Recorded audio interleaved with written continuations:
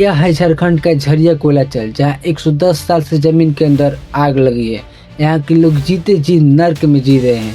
यहाँ पूरा इलाका में धुआं ही धुआं फैला है, जिससे लोगों को टीबी और कैंसर जैसी खतरनाक बीमारियों का सामना कर रहे हैं। यहाँ 24 घंटा जमीन पूरा गर्म रहता है और जब लोग सोने जाते हैं तो उन लोगों को डर लगता है कि कहीं हम लोग जमीन के अंदर न समा जाए। यहाँ कोई अच्छा साधन नहीं है। लेकिन सोचने वाली बात है कि आखिर झरिया कोयलाचल में आग कब और कैसे लगा, जिससे आज झारखंड बर्बाद हो रहा है।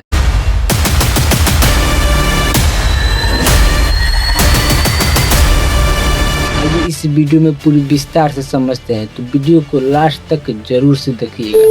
यह घटना होती है साल 1916 के भौरा कोलियरी इलाके से, जब अंग्रेजों और प्राइवेट ठेकेदारों ने जमीन के अंदर से कोयला निकाला, लेकिन गड्ढे को मिट्टी से नहीं भरा, उसे खुला छोड़ दिया। और कोयला की एक आदत होती है कि जब उसे खुला हवा और थोड़ा सा गर्म मिलता है तो वह आग अपने आप पकड़ लेता है। इसी वजह से खदान के अंदर आग लग गई और आज तक यह आग नहीं बुझ पाई।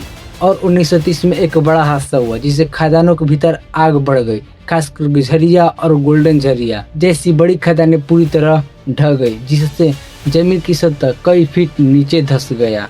लेकिन यह इलाके में आग पूरी तरह तब फैली जब 1934 में बिहार और नेपाल में भूकंप आया। इसी भूकंप के कारण जमीन में बड़ी बड़ी दरारें आ गई। इन दरारों से अंडरग्राउंड में सुलग रही आग को भारी मात्रा में ऑक्सीजन मिलने लगी और यह आग पूरी तरह झरिया में फैल गई। एक अनुमान के मुताबिक इस आग के कारण करीब अब तक 37 मिलियन टन से अधिक कीमती कोयला जलकर सुहा हो चुका है और अरबों टन कोयला आग में होने के कारण नहीं निकाला जा पा रहा है। झरिया का पूरा कोयला क्षेत्र 450 वर्ग किलोमीटर में फैला है, लेकिन इसमें 280 वर्ग किलोमीटर का पूरा इलाका भूमिगत आग की वजह से सबसे ज्यादा खतरनाक स्थिति में है। यहाँ पानी की सुविधा नहीं है, अच्छा अस्पताल नहीं है, रोजगार नहीं है, रहने के कोई साधन नहीं है। झरिया कोयलाचल में आग लगने के कारण पूरा इलाके में धुआं ही धुआं निकलता है, जिससे लोगों को टीबी और कैंसर जैसी खतरनाक बीमारियां होती है। इसके कारण वहाँ के लोगों को भारत की औसत उम्र से बहुत कम उम्र में ही मौत हो जाती है। यहाँ तक कि जमीन में आग लगने के कारण पूरा कोयला जल रहा है और अंदर का जमीन पूरा खोखला होता जा रहा है। इसी वजह से वहाँ अचानक घर और सड़कें जमीन के अंदर धंस जाती है, जिसमें दबा कर लोग मर जाते हैं।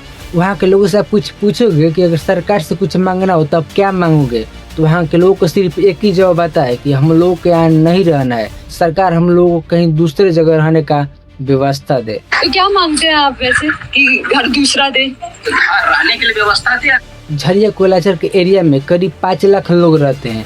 अगर परिवार की बात करें तो लगभग 1 लाख परिवार रहते हैं, जिसमें से सरकार ने 3 से 4 हजार परिवार को ही दूसरा जगह यानी बेलगड़िया टाउनशिप भेजा है। लेकिन बेलगड़िया टाउनशिप में जो लोग गए वहाँ भी बहुत समस्याओं का सामना कर रहे हैं। वहाँ एक परिवार को 2 छोटे छोटे रूम दिए गए हैं, जिसमें अच्छे से लोग नहीं रह पाते हैं। यहाँ तक कि बेलगड़िया टाउनशिप में जिन लोगों को रूम दिया गया है वह रूम में अब दरारें आ रही है। वहाँ पानी की सुविधा नहीं है, हफ्तों तक पानी का टैंकर नहीं आ पाता है, जिससे लोगों को दूर तक पानी ढोकर लाना पड़ता है। अस्पताल की कमी, यहाँ कोई अच्छा अस्पताल नहीं है, जिससे लोगों को 6 किलोमीटर दूर जाकर इलाज करवाना पड़ता है। और यहाँ भी बेलगड़िया टाउनशिप में रोजगार नहीं है, जिससे लोग कोयला बीनकर उसे बेचकर अपना घर चलाते हैं। और पहले झरिया में आरएसपी कॉलेज था, जो आग की वजह से इस कॉलेज को 2018 में हटाकर बेलगड़िया टाउनशिप शिफ्ट किया गया है, जिससे छात्र को आने जाने में दिक्कत होती है और अच्छा शिक्षा नहीं मिल पाता है। लेकिन यहाँ सोचने वाली बात यह है कि झरिया कोयलाचल एरिया को बर्बाद कौन कर रहा है। देखो, इसके पीछे 3 लोगों का हाथ है। सरकार की लापरवाही, कोयला माफिया और भ्रष्ट अधिकारी, इन तीनों ने मिलकर झरिया को नर्क बना दिया है। इस स्टोरी में आप लोग एक ही बात सोच रहे होंगे कि झरिया कोयलाचल का पूरा एरिया मतलब जो जमीन है वो है किसका। देखो, ये जमीन पर पहले बहुत राजाओं ने शासन किया था और अब सरकार अपना जमीन बताती है। लेकिन वहाँ रहने वाले लोगों का कहना है ना कि यह जमीन हमारे पूर्वजों ने राजाओं से खरीदा था, जो इस जमीन का हमारे पास कागज भी है, लेकिन सरकार फिर भी अपना जमीन बताती है। अब सबसे बड़ा सवाल ये है कि क्या झरिया के इन 5 लाख लोगों को कभी इंसाफ मिलेगा, या फिर यह ऐतिहासिक शहर ऐसे ही हमेशा के लिए जमीन के नीचे आग में जलकर खत्म हो जाएगा।